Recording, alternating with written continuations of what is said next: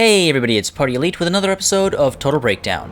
We're starting this week off with a great battle from the ongoing ESL 1v1 tournament Season 2, in which Ondjage leads Bretonnia against Danko's Wood Elves. Bretonnia comes in with Alberic de Bordelot, flying in armed with Spirit of the Tempest and Foe Seeker, ensuring he's able to get where he needs to get as quickly as possible. A Damsel of Life accompanies him with Life Bloom, Awakening of the Wood, and Earthblood. 2 units of Peasant Mob can be used to bog down enemy units, while the 2 units of Men-at-Arms without shields will do well to hold standard Elf infantry in place, and the 1 unit of Men-at-Arms with shields will do the same while also being safer from the inevitable ranged fire. 3 units of Battle Pilgrims will be able to fend off ranged fire on the charge with their shields, and will cause a decent amount of damage as long as Frenzy is active. Then we've got 3 units of Peasant Bowmen with fire arrows, which is always a good call against any enemy that might literally be made of wood. And finally, we've got the Hammer in the form of Knights of the Realm, 2 units of Grail Knights, and a unit of Royal Pegasus Knights. These guys will have no trouble destroying any cavalry that the Wood Elves might bring, and as long as they're kept safe from Astrai Spears and heavy ranged fire, should have a good day on the field. The Wood Elves are led by Orion himself, marching onto the field with Hawk's Talon and the Hounds of Orion at the ready. His Spellsinger floats in with Life Bloom and Earthblood, while his Branch Wraith is on the field without magic, only Call of the Woods to boost melee attack around her by 8. 2 units of Eternal Guard and 4 units of Eternal Guards with shields make the main elf line, providing a line that can hold its ground quite well, stand against ranged fire for the most part, and is quite large to counteract the potential of a large number of cavalry units from the enemy. 2 units of War Dancers with Astrai Spear are there to further bolster the anti-cavalry capabilities, which is absolutely essential in this matchup, and the 2 units of Wildwood Rangers do the same, and are especially efficient in the trees. Finally, we've got 4 units of Glade Guard, one with fire arrows, which makes a solid ranged contingent, though I always prefer poison over fire against a cavalry-heavy army just to slow them down and also just damage their stats a little bit. But maybe I just like poison, and maybe that's why I can't wait for Skaven in Game 2. Alright, as always, we're going to first take a look at deployment, and it's interesting on both sides of the field, as you can see here. First things first, though, let's take a look at Bretonnia on the right side of the map. You'll see, overall in its shape, it's pretty standard, but there's a little bit of cleverness here as well. So, first things first, the front line has these units of Men-at-Arms on either side, and the Battle Pilgrims in the center, so a pretty strong center, slightly weaker on the flanks, but these guys are able to, spread out and hold their ground if necessary, or punch in and come in from the flanks if need be. Up in the air above them, we do have Alberic de Bordelot himself, providing support. And then just behind the front line, we have the 3 units of Peasant Bowmen with fire arrows. And either side of them is covered by the Peasant Mob. And that's actually kind of clever because if infantry or cavalry comes sort of charging through from the sides, these guys will be able to push in and sacrifice themselves to hold the line somewhat, while these Grail Knights all the way back here are able to go in and respond to support. So actually pretty clever using a very cheap unit and the sheer size of that unit as a defensive mechanism. Then finally, we do have the Damsel of Life embedded with these Men-at-Arms with shields, protecting her from ranged fire, making sure that she's safe and she's less likely to get hit directly by any ranged fire or any magic missiles. So that's on that side of the field. Meanwhile, as you saw earlier, or maybe you noticed it, maybe you didn't, on the other side of the field, we have these Royal Pegasus Knights up in the air, so they are visible, and 2 further units of cavalry. We've got these Grail Knights and these Knights of the Realm. So very clever there, sort of keeping this area blocked off in case your enemy has Wild Riders, for example, pushing through, or even if you wanted to push through, or if your enemy decides to come this way, you can get them from the rear. So a good idea to split your army up like that. And I think, I'm not sure, but I think keeping the Royal Pegasus Knights visible and over the top there was to give a false sense of security, to almost make the Wood Elf player maybe think, oh, that's all he's got over there, I don't need to worry about that so much. Maybe I'm looking a little too deeply into that. But onto the Wood Elves, as you can see, they actually have split their army up into 2 pieces. So an interesting choice there, 2 weak pieces as opposed to 1 strong one, that as you can see, they're already beginning to push in to unite into 1 strong army. Now, you'll see the deployment is relatively interesting as well. We've got the Eternal Guard with shields on either side, with the regular Eternal Guard in the center, so a pretty weak center actually. And then right behind them we have the Glade Guard, 2 units, and then we've got the War Dancers with Astrai Spear and the Wildwood Rangers, and then at the back all the way we've got the Branch Wraith herself. Now, the other side of the field is relatively similar. We've got the Eternal Guard with shields on either flank, the Eternal Guard themselves, again, a weak center, and then of course the Glade Guard as you can see in the middle there. And we've got Orion himself, the Spellsinger of Life, and the Wildwood Rangers, as well as the War Dancers with Azrai Spear. And they're all pushing this way in a bit of a mess, so really no formation there right now. A quick note before the battle actually commences, the Wildwood Rangers would have been better served on this side of the field, and the War Dancers would have been better served on this side of the field, simply because the Wildwood Rangers do get a benefit against cavalry when they're in the trees, and that is a +8, whereas the War Dancers with Azrai Spear don't have any such benefit. So that switch would have been a good idea. But with that said, let's see how this battle progresses. You'll see now Bretonnia slowly but surely making its advance, pushing down the field, and also creeping up around this side over here. Now, this was actually a big starting error. What's going on over here is a good idea, pushing into the trees, getting a little bit of cover from there, but this was a really unsafe maneuver, just sort of clumping your units and moving them over, especially when you know there's a unit of Royal Pegasus Knights off to the side, because you'll see these guys have lost all cohesion. They don't have any real formation anymore, they don't have any form, and as a result, this unit now, this contingent, lacks any real function. They're not able to keep themselves as safe as they should otherwise be able to. Now, over here, Alberic gets a little adventurous, tries to get around the enemy nice and early, and you'll see that's happening on both sides, of course. And he is eating a couple of shots as a result. Now, unfortunately, because the Wood Elves have come all the way over here, this gap is really long, so there's a long time for the enemy to notice this cavalry, this inbound cavalry, I should say, and then respond to it. Unfortunately, though, their formation is so largely broken, it will be difficult to do that. But you'll see over here, as the army, the Bretonnian army creeps forward, Alberic is circling around, wants to get in from the rear, and these Royal Pegasus Knights are moving in as well. So good move here, just sort of an early pincer maneuver, if you will. And you'll see these guys have also poked out of the forest, and they're now moving in. And over here, you'll see, on the left side, as seen from Bretonnia's perspective, these Royal Pegasus Knights are able to move right in and charge into these Glade Guard with Starfire Shafts and do a tremendous amount of damage. And at the same time, Alberic dives in as well and hits the Spellsinger of Life. And that's a great move. I don't see this often enough. Shutting down magic is great early on. When Winds of Magic are still at their fullest, you want to try and shut it down, as opposed to waiting until it's largely been used up and it's not regenerating as quickly. So shutting down the Spellsinger of Life early on, great call, especially since Lore of Life is more important earlier on in the battle. Meanwhile, you'll see the Hounds were used to try and cause some early damage, and we also have Hawk's Talon here dropping down on the Peasant Bowman. It was targeting the ground over here, and it ended up in between the Battle Pilgrims and the Peasant Bowman. Ultimately, on their march, the Peasant Bowman took the hurt, and a fair bit of hurt as well. Now, not a lot of damage, but considering it's just an ability, it doesn't use any Winds of Magic, not a bad call. And you'll see here the Royal Pegasus Knights have made very quick work of the Glade Guard with Starfire Shaft. So that's an entire Glade Guard unit completely taken care of, and they are now terrified. And while the Wood Elves are able to form up their front line here, which is nice because, you know, there's no penetration possible from here, they completely ignored their back lines, and now these Wildwood Rangers and War Dancers with Azrai Spear are trying to charge in, but before they're able to actually get in there, these guys just retreat and get out.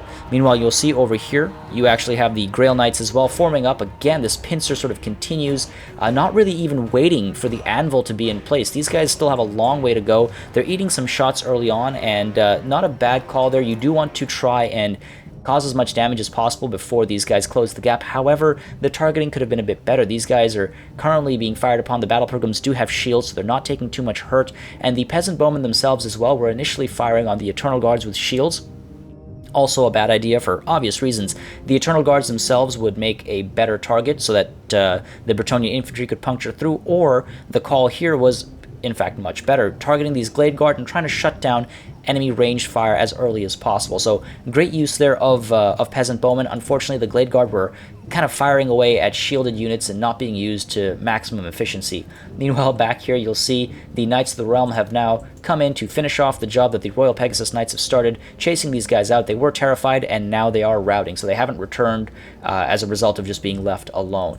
Now, you'll see over here, Alberic actually dives into the Wildwood Rangers, which is sort of a risk, but he gets a good rear charge. They're not able to hold their ground for very long, and then Alberic pulls away. Meanwhile, you'll see again, we've got the Grail Knights as well, continuing that same aggression, charging in there, tossing these guys back significantly, and causing a significant amount of damage, all things considered. Over here as well, these Grail Knights still wait in anticipation, and we've got our first shatter already. That Glade Guard has been taken care of, and you'll see over here, this unit of Glade Guard is also being taken care of. Meanwhile, these guys over here, the Knights of the Realm, just trying to poke in, but as these guys come in to respond with their anti-large capabilities, quickly pulling away. Good call there, keeping those guys safe. Very good micromanagement, and you'll see now the front lines are beginning to engage.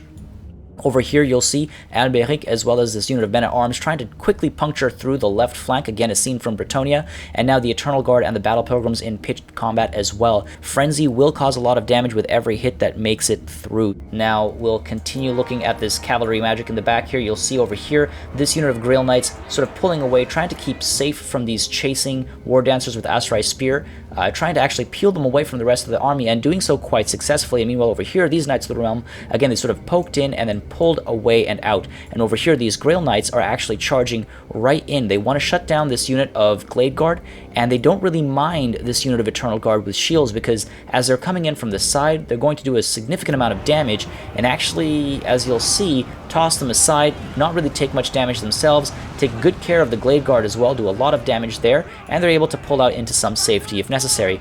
The Hounds come back again to try and cause some damage to these Battle Pilgrims, but not doing too much, and now you'll see just a little bit of mismanagement. Not the end of the world, though. These Peasant Bowmen fire into the trees and ultimately shatter these Glade Guard, but they were on their way out anyways. A lot of those arrows were wasted on these trees over here. They would have been much better spent firing on, for example, these Wildwood Rangers, or perhaps even these War Dancers over here. But ultimately, again, not the end of the day. Meanwhile, here you'll see these guys continue to give chase to this cavalry unit. They will never ever catch them. It doesn't matter how much you run like an anime character, it only helps your speed so much. So that cavalry is doing a great job just making sure these guys are far away from battle and largely useless at this point. They were a waste of money so far away from combat. Now, as these Knights of the Realm here push in, they are being shot at by some Glade Guard. These Royal Pegasus Knights flying overhead as well, trying to cause as much tension as possible, and you'll see ultimately deciding that this left flank needs to be taken care of as quickly as possible. Meanwhile, back here as well, you'll see these guys are pulling away as these War Dancers give chase, so really good cavalry management. You'll see this flank here very quickly now being taken care of as another bombardment does come in, and some of these ranged units are trying to help this flank out, but really it's largely lost. These Eternal Guard have already given up, and they are on their way out. Royal Pegasus Knights take back to the air, looking for their next target, hungry for some blood, and you'll see over here a couple of things. Now, usually when something like this happens, you hear me, talk about how you should always send your units around, get a full surround going on, get a complete encirclement, and get as much damage through as possible. However, over here, it's perfectly okay because of what you're about to see. Now, Alberic de Bordelot comes charging in gloriously into this unit of Glade Guard, trying to shut them down, and meanwhile, this unit of Grail Knights as well coming in from the other side, and then also the Royal Pegasus Knights coming in from the air, just completely exploding these Glade Guard, taking rapid care of them. And almost instantly afterwards, you'll see these guys all turn around and they get a rear charge into these Eternal Guard with shields, and that is why it's okay not to encircle them. When you leave the rear open for, to take advantage of a charge, that's perfectly alright. But you'll see these these Eternal Guard charge in, as well as these War Dancers with Aserai Spear charge in to try and get a full surround, but at that point the cavalry is able to just puncture through its own troops and get into safety. Meanwhile, look at this, all the way over here. These guys have done a great job. The Grail Knights have pulled this army apart.